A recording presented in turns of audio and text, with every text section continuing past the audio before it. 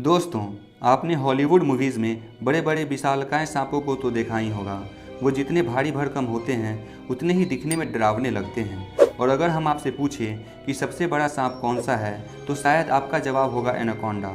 लेकिन एनाकोंडा धरती पर पाया जाने वाला सबसे बड़ा सांप नहीं है।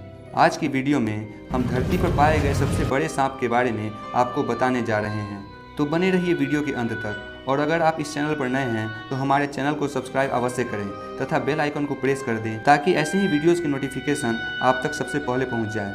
आज से लगभग करोड़ों साल पहले एक विशालकाय सांप जिसे साउथ अमेरिका में देखा जाता था, इसे धरती पर पाए जाने वाले अब तक का सबसे बड़ा सांप माना जाता है।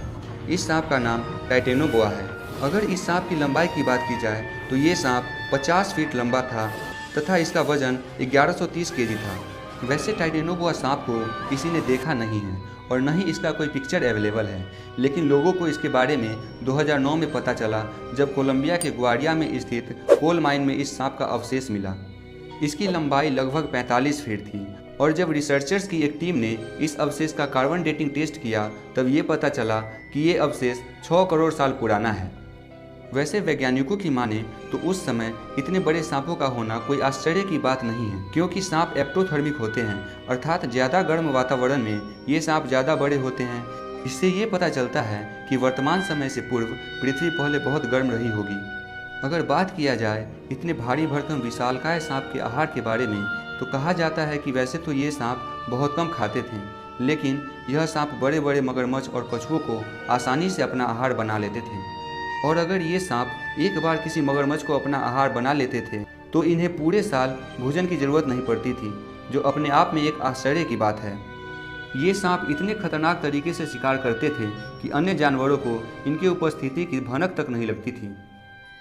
टाइटेनोबोआ सांप के दांत बहुत तेज होते थे, एक चाकू से भी तेज, जिसे ये शिकार को आसानी से मार देते थे। दोस्तों, अब आप शायद ये सोच रहे होंगे कि इतने भारी भरकम विशालकाय और खतरनाक सांप का अंत कैसे हुआ।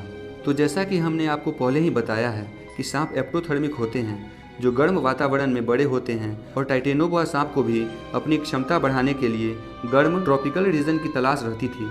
लेकिन जलवायु परिवर्तन इनके अंत का एक प्रमुख कारण बना, क्योंकि जैसे जैसे वातावरण ठंडा होता गया इन सांपों की क्षमता घटती चली गई और अंत में ये विशालकाय खतरनाक सांप इस धरती पर से विलुप्त होते चले गए। लेकिन दोस्तों, आपके मन में अब ये ख्याल आ रहा होगा कि जिस तरह से जलवायु परिवर्तन की वजह से सांपों की ये प्रजाति विलुप्त हो गई, वैसे ही कभी ये पुनः जलवायु में परिवर्तन के बाद अस्तित्व में आ सकते हैं।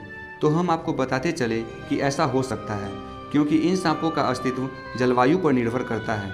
इसलिए जैसे जैसे ग्लोबल वार्मिंग बढ़ती जाएगी वैसे ही इन विशालकाय दैत्यों की आने की संभावना भी बढ़ती जाएगी। लेकिन शायद पहले की तरह पुनः हम लोग इसे नहीं देख पाएंगे, क्योंकि ग्लोबल वार्मिंग के बढ़ने से टाइटेनोबोआ प्रजाति पुनः जीवित हो या ना हो, लेकिन इंसानों की प्रजाति खत्म हो जाएगी। दोस्तों, क्या आपको भी ऐसा लगता है कि टाइटेनोबोआ पुनः जीवित हो सकते हैं? हमें कमेंट करके बताएं। अगर आपको ये वीडियो अच्छी लगी हो तो वीडियो को लाइक करें, अपने दोस्तों के साथ शेयर करें। आपका कीमती वक्त देने के लिए धन्यवाद।